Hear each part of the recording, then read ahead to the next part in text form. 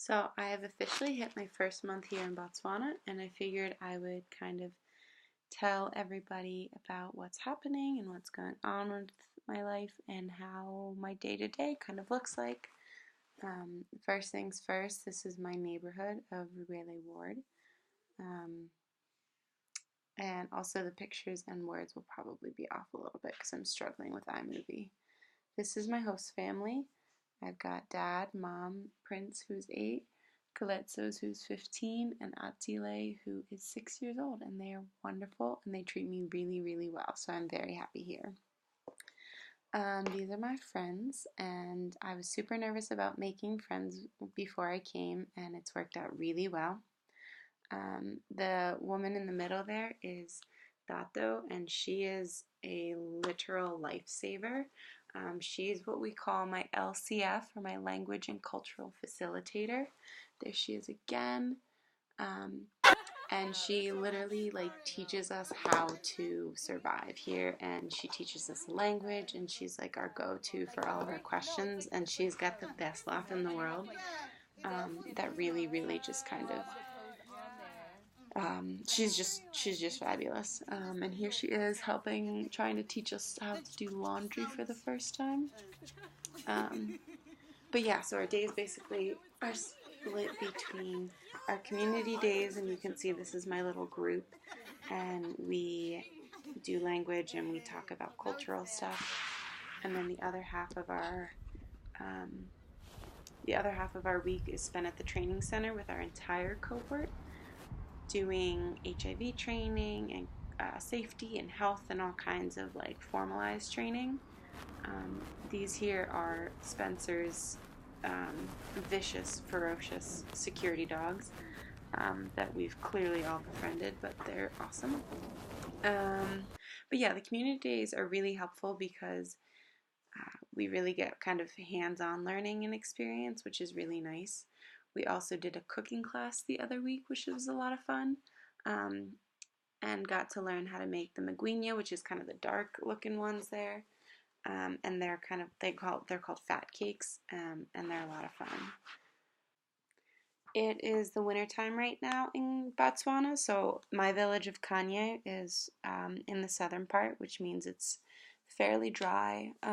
All of Botswana is a pretty water scarce country, so I've been learning how to do all of my chores and things like that, like laundry and showering, with very minimal water, just to kind of be cognizant. I'm not sure what my water will be like when I get to my site, but as you can see, everything's pretty dry here right now, so my skin is dry, my nose is dry, my eyes are dry, but I think that I will hopefully adjust. This is the Peace Corps headquarters, which I thought was cool, and there were just monkeys hanging out outside, which was really neat. This is a snippet from our cooking class that we did. But overall, I'm doing really well. I am exhausted. By the end of the day, it is a lot of information that we're kind of being pushed into, which is great information, but it's a lot. And then the constant attention is something that I didn't realize would be so draining. And that's not to say that it's a negative thing, it's just that people are always watching me and always looking at me, and I don't know, it's just a lot, and it's a lot more exhausting than I thought I would be. So I would say most days I come home and kind of just I watch my soap with my family and then come home and go to bed.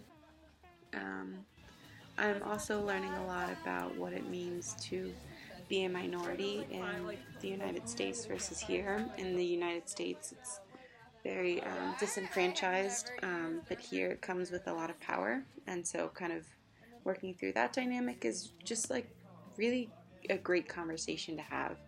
And the way that I experience my experience in Botswana will be versus Black volunteers in the cohort versus Asian Americans and Mexican Americans, and it's all just really, really interesting conversations that I've never had before that I think are really valuable. Alright, so I'm going to show everybody a quick video of how I do my laundry because it is a long, ongoing process and it's kind of difficult.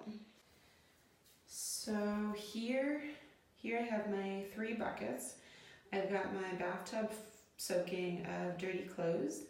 I've got my kind of rinse water, and then this, I forgot to add the fabric softener, is my fabric softener bucket because when I leave things out to dry, it is really stiff.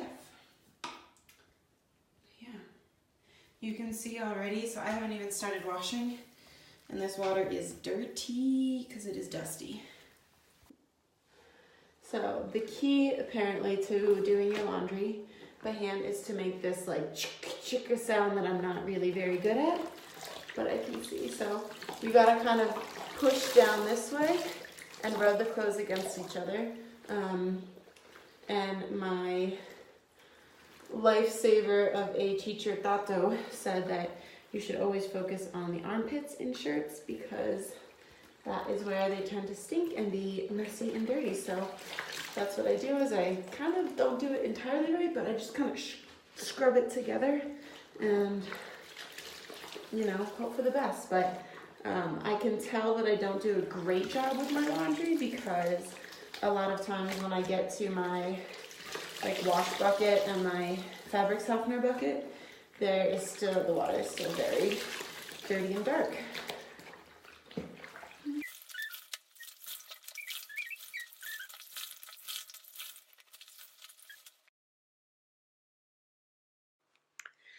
So this is where we do our center days. So you can see it's classroom style, and that's a majority of what's happening. We have HIV boot camp this week, and next week on Labor Day we will find out our site placement.